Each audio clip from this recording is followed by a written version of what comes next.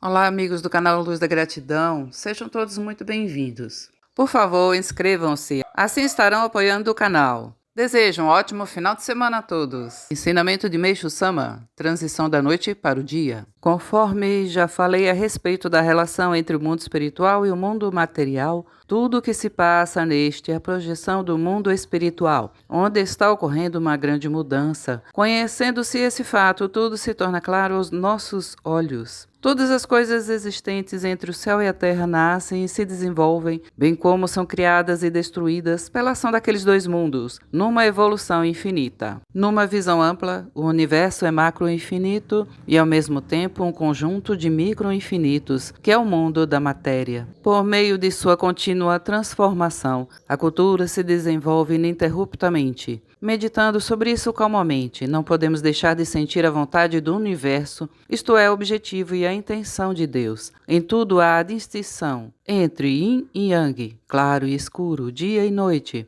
Quando observamos a mudança das 4 estações do ano, a ascensão e o declínio de todas as coisas, notamos que isso também se encaixa perfeitamente em nossa vida. Existem ainda as classificações pequeno, médio e grande para tudo. Aplicando tal raciocínio ao tempo, podemos dizer que assim como ocorre a alternância do dia e da noite no espaço de um dia, ela se dá igualmente em intervalos de 10, 100, 1000, milhares ou dezenas de milhares de anos. É um fenômeno que ocorre no mundo espiritual. No mundo material, só notamos a diferença no espaço de 24 horas.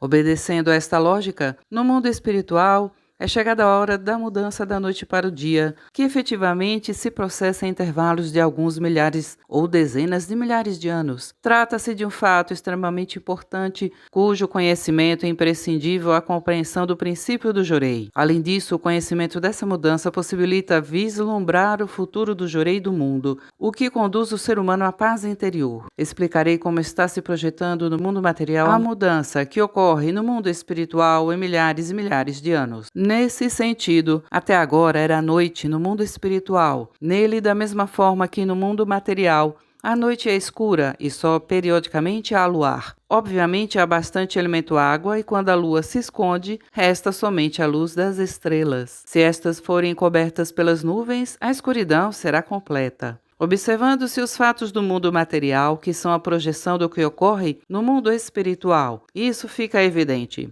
A alternância dos períodos de paz e guerra e a ascensão e queda das nações podem ser comparadas às fases da lua cheia e da lua nova.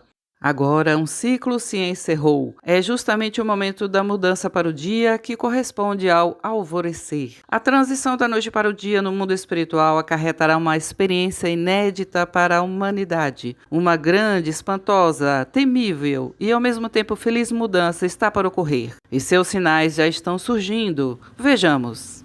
O mundo do dia é como no mundo material. Primeiro aparecem pinceladas da luz do sol no horizonte a leste. Atentem, por exemplo, para a grande transformação ocorrida no Japão, que fica no extremo leste do planeta, ou seja, o país do sol nascente. Nele já se iniciou o fim da cultura da noite, ou seja, da cultura existente. Observem, entre outros fatos, o colapso de cidades de grande importância cultural, a situação calamitosa da economia e da indústria, a queda dos líderes e o declínio das classes privilegiadas. Tudo isso é consequência da mudança a que nos referimos. E o que virá em seguida é a construção da cultura do dia, que também já está despontando, representada no Japão pelo desarmamento, seguido da ascensão da democracia. Esses dois acontecimentos absolutamente inimagináveis, desde o estabelecimento do Japão como nação há 2.600 anos, constituirão o primeiro passo para a consolidação da eterna paz mundial. O mundo da noite significa uma era de trevas, caracterizada por lutas, fome e doenças. Em contraposição, o mundo do dia significa uma era de luz, plena de paz, fartura e saúde. O Japão atual expressa bem a fase de transição entre esses dois mundos.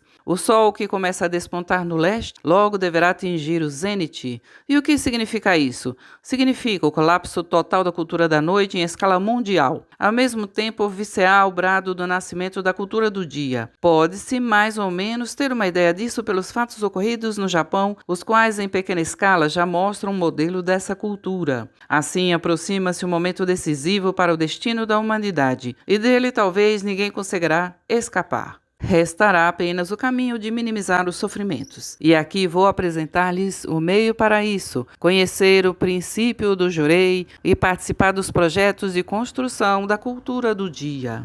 Há um trecho da Bíblia que diz: "E será pregado este evangelho do reino por todo o mundo, para testemunho a todas as nações. Então virá o fim." Isso, acredito eu, indica que meus textos cumprirão a referida missão.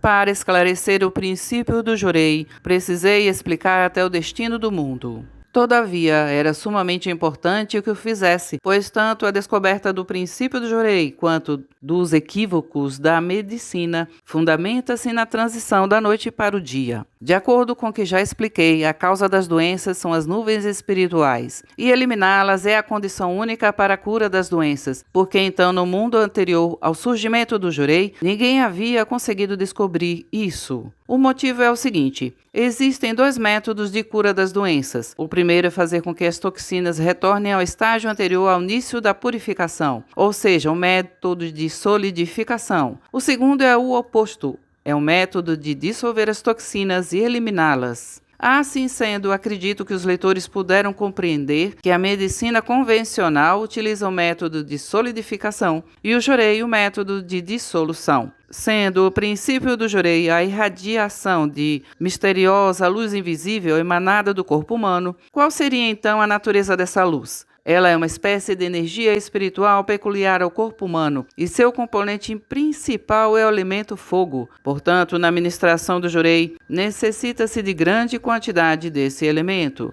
À medida, porém, que se aproxima o mundo do dia, o elemento fogo vai aumentando no mundo espiritual, pois a fonte de irradiação desse elemento é o Sol. Assim sendo, além de ser eficiente na eliminação das doenças, o elemento fogo possui mais um fator de importância decisiva. Seu incremento no mundo espiritual acelera o processo de purificação do corpo material, porque a transformação ocorrida naquele mundo causa influência direta no corpo espiritual. O aumento do elemento fogo tem a função de auxiliar a intensificação da energia purificadora das nuvens espirituais. Assim sendo, ao mesmo tempo em que as doenças aparecerão mais facilmente, o tratamento solidificador empregado pela medicina natural terá um efeito cada vez menor e, por fim, se tornará ineficaz. No mundo da noite, era preciso que transcorressem vários anos para haver uma nova dissolução das toxinas anteriormente solidificadas, mas esse período diminuirá para 1 ano, meio ano, 3 meses, 1 mês e, no final, a solidificação se tornará impossível. Um excelente exemplo do que estamos dizendo é a vacinação. O fato que se segue é verídico e ocorreu no Japão. Há algumas décadas diziam que uma aplicação de vacina imunizava a pessoa para o resto da vida, mas aos poucos o período de imunização foi reduzido para 10 anos, depois para 5 e nos últimos tempos seu efeito tornou-se pouco eficaz. A cada ano que passa,